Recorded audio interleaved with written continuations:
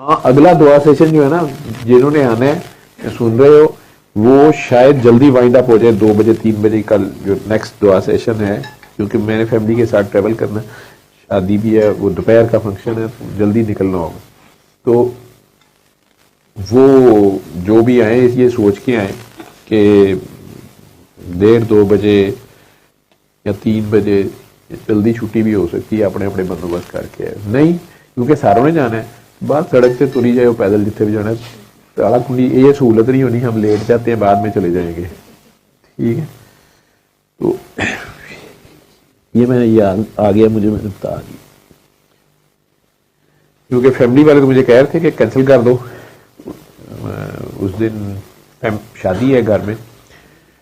अतीक साहब के भाई की बेटी की है इधर ही, तो सैटरडे नाइट फंक्शन है और फिर संडे की दोपहर का फंक्शन है, वो बाहर जाना है।